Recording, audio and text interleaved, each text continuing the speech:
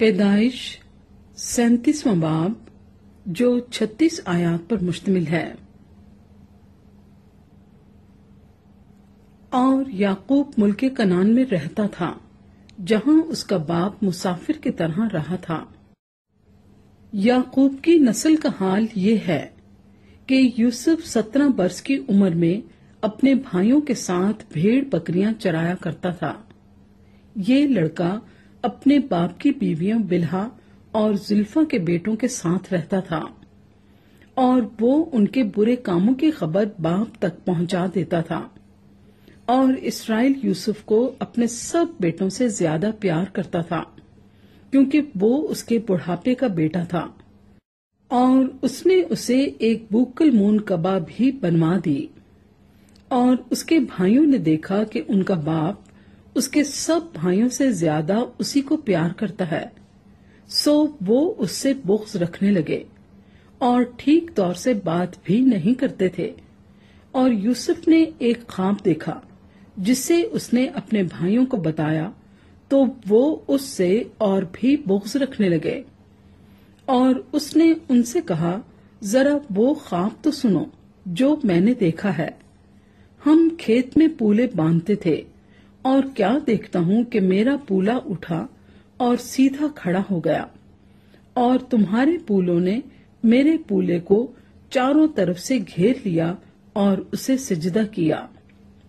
تب اس کے بھائیوں نے اس سے کہا کہ کیا تو سچ مچ ہم پر سلطنت کرے گا یا ہم پر تیرا تسلط ہوگا؟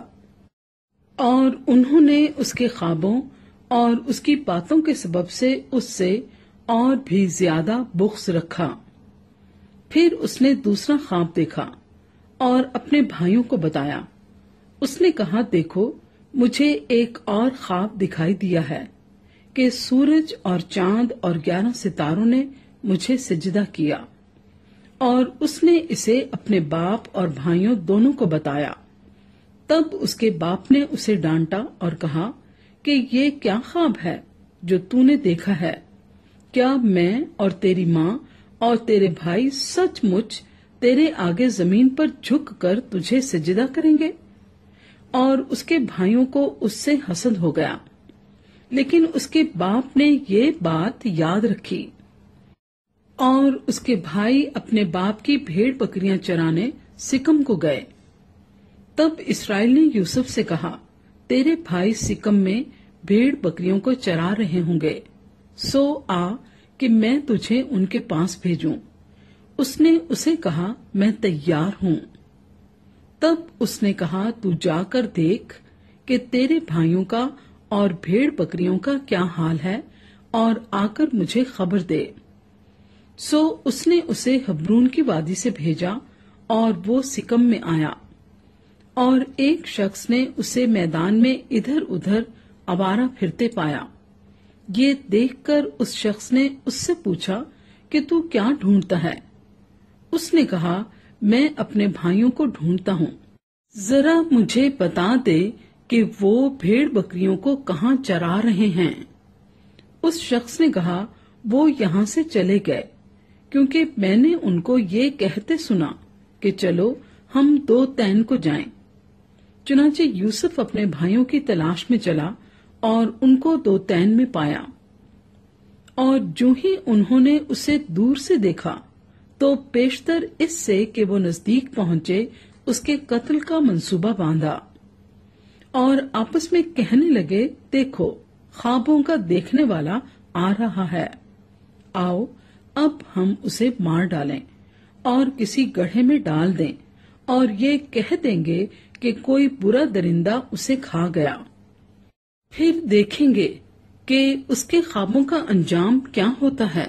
تب روبن نے یہ سن کر اسے ان کے ہاتھوں سے بچایا اور کہا، ہم اس کی جان نہ لیں۔ اور روبن نے ان سے یہ بھی کہا کہ خون نہ بہاؤ، بلکہ اسے اس گڑھے میں جو بیابان میں ہے ڈال دو، لیکن اس پر ہاتھ نہ اٹھاؤ۔ وہ چاہتا تھا کہ اسے ان کے ہاتھ سے بچا کر اس کے باپ کے پاس سلامت پہنچا دے۔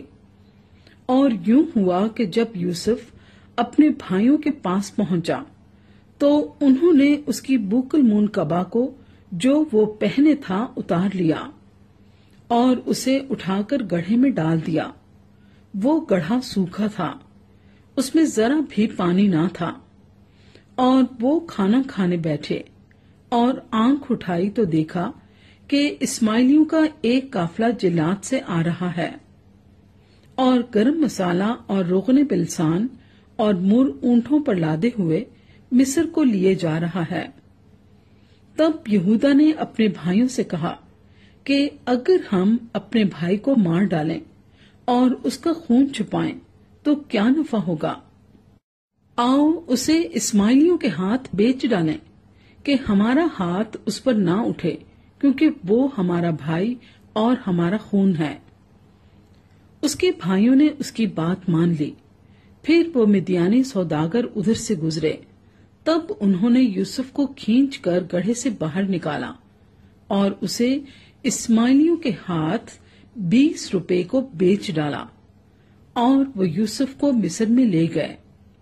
جب روبین گڑھے پر لوٹ کر آیا اور دیکھا کہ یوسف اس میں نہیں ہے، تو اپنا پہرہن چاک کیا اور اپنے بھائیوں کے پاس الٹا پھرا اور کہنے لگا کہ لڑکا تو وہاں نہیں ہے، اب میں کہاں جاؤں؟ پھر انہوں نے یوسف کی قبا لے کر اور ایک بکرا ذبح کر کے اسے اس کے خون میں تر کیا، اور انہوں نے اس بوکل مون قبا کو بھجوا دیا۔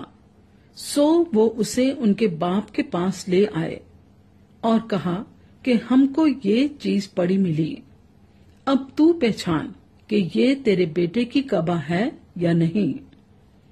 اور اس نے اسے پہچان لیا اور کہا کہ یہ تو میرے بیٹے کی قبا ہے، کوئی برا درندہ اسے کھا گیا ہے۔ یوسف بے شک پھاڑا گیا۔